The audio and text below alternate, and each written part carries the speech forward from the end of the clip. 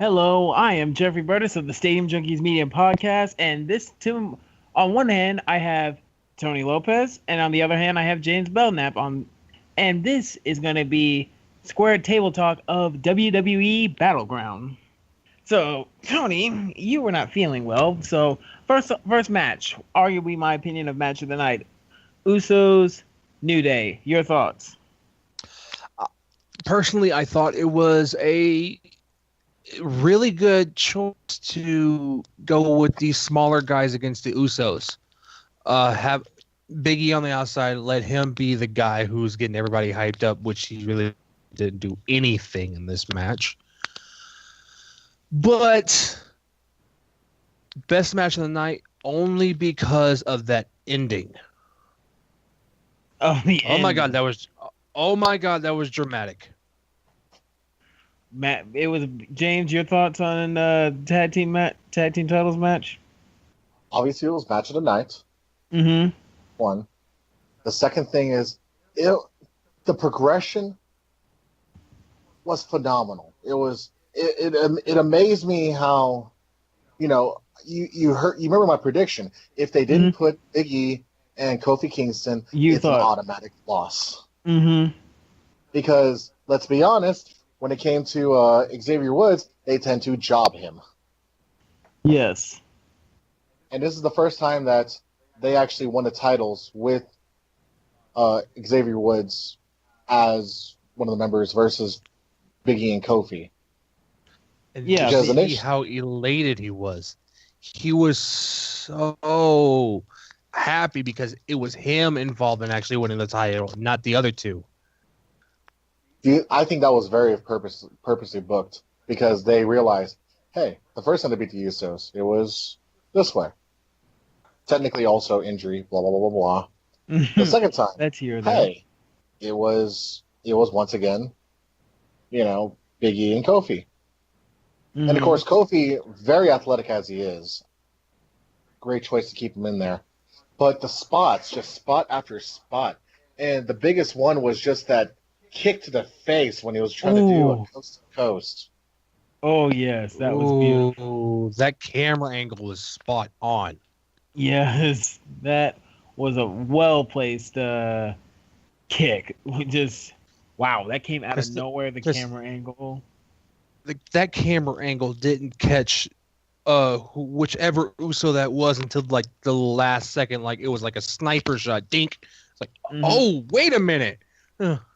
I mean, the idea of wrestling is sometimes the audience sees it, but you don't see it as a wrestler.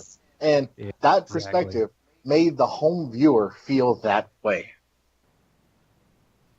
But yeah, I absolutely agree with that. Like, it just made me feel like, oh my God, whoa. Surprise. I mean, James can vouch. They're like, whoa, that was an impressive spot. And it was near fall after near fall. I love it when it's near fall, where it's near fall. So many near falls. Like, I don't know what's going to happen. That's how much I enjoyed that match. And does everybody love Xavier Woods' finishing move? Yeah, I like it. Describe it again. It's he goes from the top rope, takes 2 steps literally onto the top rope, and does a springboard all the way across the ring for an elbow drop. Pretty much, it's the mixture between Shane and Macho Man. And it's the perfect mix. Now, moving on. Next up, the second match of the night, Nakamura, Baron Corbin. Baron Corbin loses via disqualification off of a low blow. Beats up Nakamura for some good heel heat. End of days. Drive with the mic. That's pretty much all I can say about that match. Hard hitting and booty loss. Crap match. Match. No real progression. You really can't tell when the ending was coming. You really don't feel like it, a build up of tension. Nothing. It was just it just rambled on. It was WrestleMania 32 main event all over again. God. Let's not go there, but that's all we're going to say. First of all, that match was garbage, right? Yes. Iggy Azalea, yes. All right, next match. Oh, my God. Next match, women's number one contendership. First of all, can we stop using the whole entire women's roster in a single match? I'm getting a little bit annoyed about that. But anyway, Natalya surprisingly beats Charlotte. Makes no sense to me. In a fatal 5-way elimination match. So, congrats to Natalya, but it doesn't make sense. Your thoughts, gentlemen? I have one complaint. What? One, it's so many pinfalls one after the other. Yep. So quickly. I hate that. That gives no progression into the match. It's just snap, snap, snap, snap, snap, and it's done. Well, it was... Tamina was the first eliminated. She submitted to Becky Lynch, and then Lana submitted to Becky Lynch. Then Natalya... 30 seconds later. Yep, 30 seconds later. Natalya pinned Lynch, and then Charlotte Flair got pinned by Natalya. Sure. Yeah, it was fast. Too fast. There's a nice progression. Elimination Chamber main event. That was a nice progression though from elimination to elimination, because it has that idea of when someone gets eliminated, everyone kind of just all of a sudden stares around the room, licks their chops, and then continue. There was none of that. Exactly. Next up, we had the United States Championship.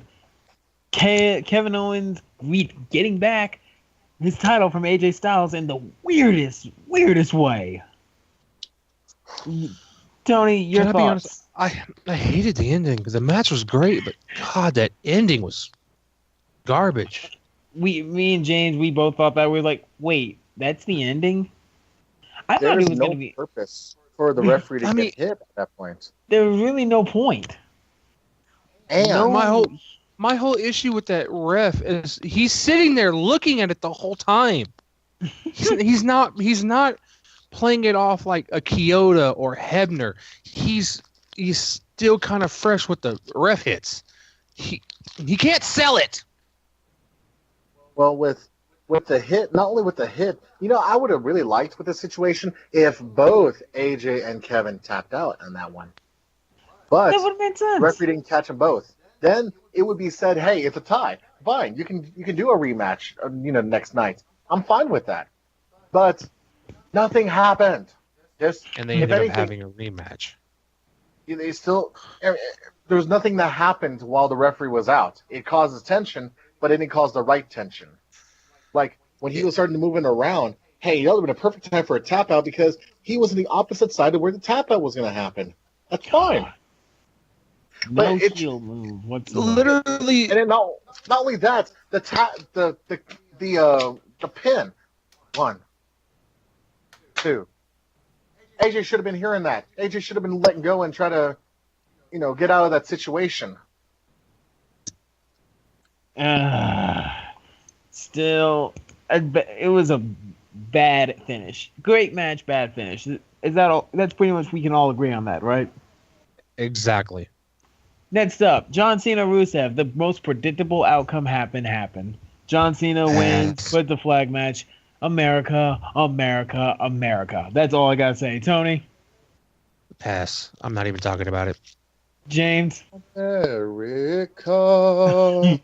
Yeah. Where's Lana when you need her? Yeah. America. Where's John Cena comes out to say the freaking flag now, America. Yeah. Rusev's walking up the stage slowly. In one word, describe that match. That's all I'm going to. After that, we're moving on.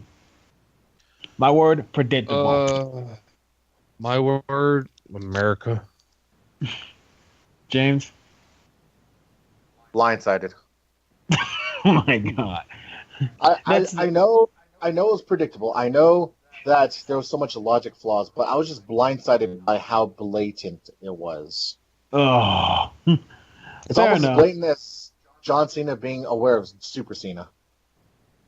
Oh, God. Moving on, we had a little promo with the Fashion X-Files. God, so good. They were trying to figure out who who attacked their office, and it's not the Ascension, but someone else. And then Fandango was then dragged off. So comically, comically, yes. So okay, that's still going. Before I move on to the next two matches, your thoughts? I was promised a finale. Disappointed. Very. I was promised a finale. Tony? Loved it. I loved it. Let's be real. I loved it. Do we care about Sami Zayn, Mike Kanellis, gentlemen? Too much smoochy. Can I be honest? My little cousin was sitting there watching that match with me, and she was like, "This is too much."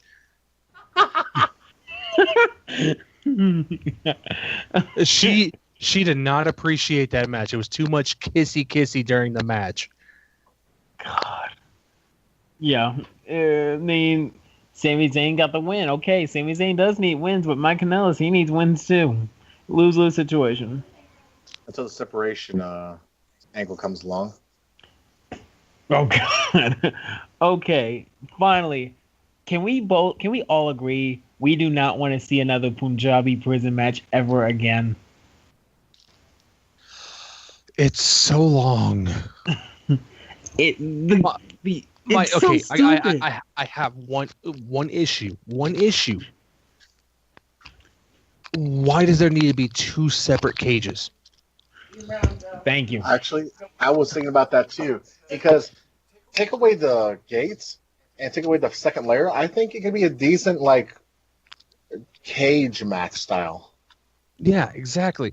My whole thing is it felt like the Kennel from Hell match. That's what it felt like. Also, there does not need to be doors. There's not to be 4 doors. Actually, I kind of like that concept. I like don't. It. It's dumb. Because I love. No, here's the thing I love the most about it: the timer. But my whole thing is if it does cause outer tension. it causes so much tension. If that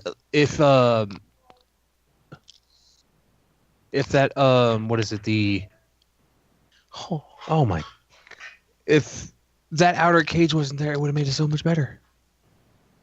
So much better. And can we just say Samir Singh can take a bump? Jesus, that table bump. that neck snapped back, and I felt the NFL. Yeah, I felt like the NFL got another lawsuit just off that. Oh my goodness. Okay, I got one more thing. What? Did Randy Orton sell that Khali choking or what? Speaking of it, Great Khali came back. Yay! I'm jumping for joy. Oh my God! They're jumping as much as he's jumping. I mean, do I care? Because I was even surprised he was even climbing up that cage with his bad legs. Oh, I used to be a police officer. Oh. Oh, so Tony, you just now finished watching the Battleground. On a scale of 1 to 10, to wrap this up, what would you give it? I'm actually going to give it like a 6 out of 10. It could have been a lot better. It's definitely not the worst pay-per-view of the year, though. Nowhere near. Nowhere near. I don't understand why people feel that way. I think it's because they're being a smark, in a sense of they hate. Yes, we all hate the Natalya win, but if you step back and see how it worked, and just don't think about SummerSlam coming. Just think about just the pay-per-view. Yeah, that was a pretty good match. No, it was great. But okay, here's why I felt that match was a little bit more significant than we think it is.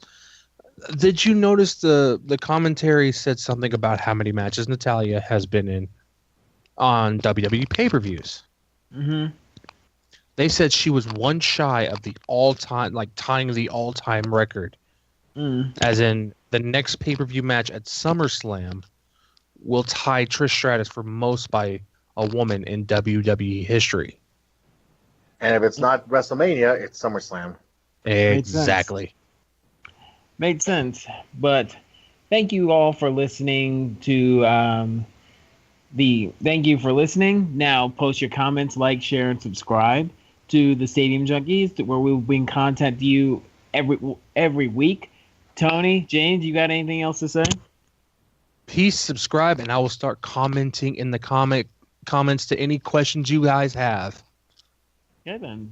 James? don't forget to hit that like button. If you hit dislike, then the question is, are you really a smark or are you just a mark? I am Jeffrey Burtis, and that was the Stadium Junkies Media.